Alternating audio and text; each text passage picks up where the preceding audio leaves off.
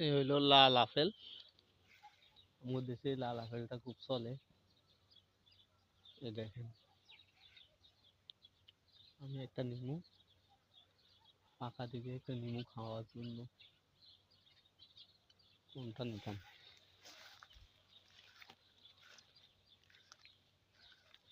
এদিক থেকে দেখি, খাওয়ার জন্য একটা আপেল নিমু।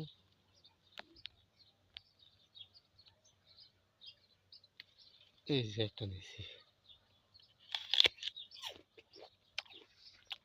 অনেক টেস্ট।